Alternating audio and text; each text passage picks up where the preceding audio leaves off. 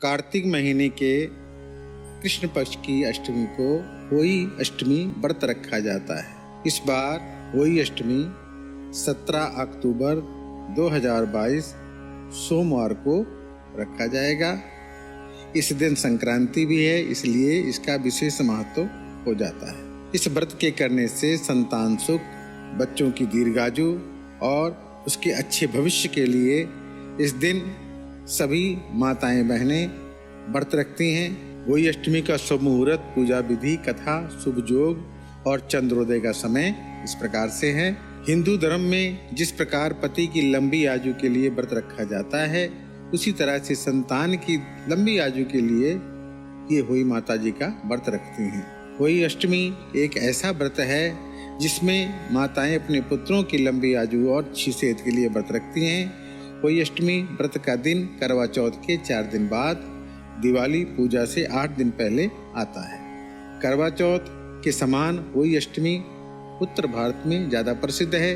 होई अष्टमी के दिन होई अट्ठे के नाम से भी जाना जाता है। करवा चौथ की तरह ही होई अष्टमी का व्रत काफी ज्यादा कठिन होता है। इस दिन महिलाएं पूरा दिन जल तक ग्रहण नहीं करती। आकाश में तारों को देखने के बाद ही अपना व्रत खोलती हैं। इस प्रकार से अष्टमी तिथि 17 अक्टूबर को सुबह 9:29 से प्रारंभ होगी। अष्टमी तिथि की समाप्ति 18 अक्टूबर 2022 सुबह 11:57 पर संपन्न होगी। होई अष्टमी की पूजा का मुहूर्त शाम 6:14 से लेकर शाम 7:28 तक रहेगा। 1 घंटा 14 मिनट की अवधि का समय मुहूर्त का रहेगा। तारों को देखने के लिए शाम का समय 6:36 पर प्रारंभ होगा। होई अष्टमी के दिन चंद्रोदय का समय सुबह 12:06 पर यानी 18 अक्टूबर को बीते रात को निकलेगा। होई अष्टमी के दिन व्रत पूजा माता होई अष्टमी या देवी होई को समर्पित है। महिलाएं बच्चों की भलाई, लंबी उम्र के लिए इस दिन उनकी पूजा करती हैं। पूजा विधि इस प्रकार से है। प्रातः स्नान करके होई माता की पूजा का संकल्प लें। होई माता की आकृति गेरू या लाल रंग से दीवार पर बनाएं। सूर्यास्त के बाद तारे निकलने पर पूजन आरंभ करें। पूजा की सामग्री में एक चांदी या सफेद धातु की होई, चांदी की मोती की माला, जल से भरा कलश, दूध, चावल, हलवा, फूल, धूप, दीप आदि रखें। पहले होई माता की रोली, पुष्प, दीप से पूजा करें। उन्हें दूध चावल अर्पित करें। फिर हाथ में गेहूं के 7 दाने और कुछ दक्षिणा बायना लेकर के होई की कथा सुने। कथा के बाद माला गले में पहन लें और गेहूं के दाने तथा बयाना सासू माँ को देकर के उनका आशीर्वाद लें। तारों को अर्घ दे करके फिर अपना व्रत खोलें। कथा इस प्रकार से। एक साहूकार के 7 बेटे थे और एक बेटी थी। साहूकार ने अपने 7 बेटों और एक बेटी की शादी कर दी थी। अब उसके घर में 7 बेटों के साथ 7 बहुएं भी थी। साहूकार की बेटी दिवाली पर अपने ससुराल से मायके आई थी। दिवाली पर घर को लीपना था, इसलिए सारी बहुएं जंगल से मिट्टी लेने गईं। ये देखकर ससुराल से मायके आई साहूकार की बेटी भी उनके साथ चल पड़ी। साहूकार की बेटी जहाँ मिट्टी काट रही थी, उस स्थान पे स्याहू यानी शाही माता अपने 7 बेटों के साथ रहती थी।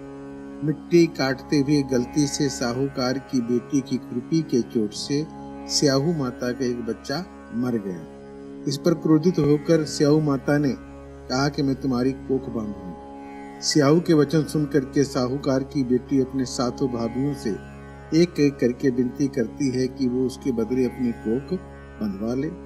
सबसे छोटी भाभी नंद के बदले अपनी कोख बंधवाने के लिए तैयार हो जाती है। इसके बाद छोटी भाभी के जो भी बच्चे होते हैं वे 7 दिन बाद मर जाते हैं। 7 पुत्रों की इस प्रकार मृत्यु होने के बाद उसने पंडित जी को बुला करके उसका कारण पूछा।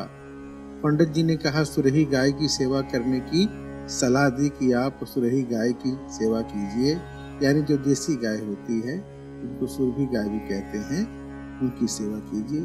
सुरही गाय सेवा से प्रसन्न होती हैं और छोटी बहू से पूछती है कि तू किस लिए मेरी इतनी सेवा कर रही है और क्या चाहती है, जो कुछ तेरी इच्छा हो मुझसे मांग ले। साहूकार की बहू ने कहा, स्याहू माता ने मेरी कोख बांध ली है जिससे मेरे बच्चे नहीं बचते। यदि आप मेरी कोख खुलवा दें तो मैं आपका बड़ा उपकार मानूंगी।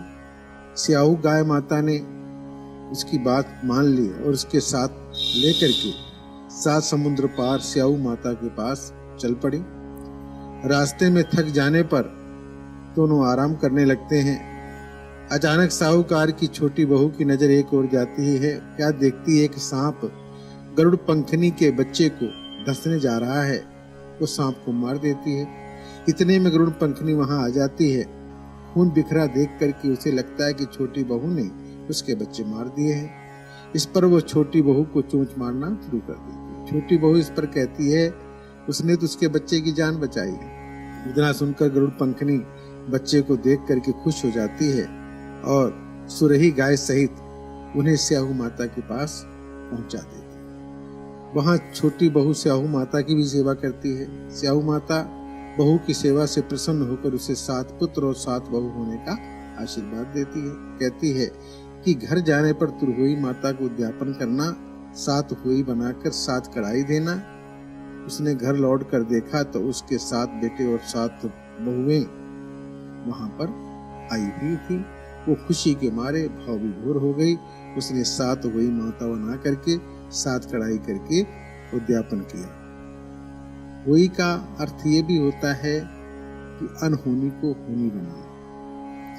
अगर अनहोनी हो रही है तो हुई माता की कृपा से वो होनी बन जाती है, यानी शुभ हो जाती है। जैसे साहूकार की छोटी बहू ने कर दिखाया था, जिस तरह हुई माता ने उस साहूकार की बहू की कोख खोली, उसी प्रकार से व्रत को करने वाली सभी नारियों की सभी इच्छाएं पूर्ण करें। हुई माता सबके ऊपर अपनी कृपा दृष्टि बनाए रखें। सबके परिवार, सबके बच्चे दीर्घायु हों और हर तरह से सुख शांति के साथ अपना जीवन व्यतीत करें। बोलो हुई माता जी की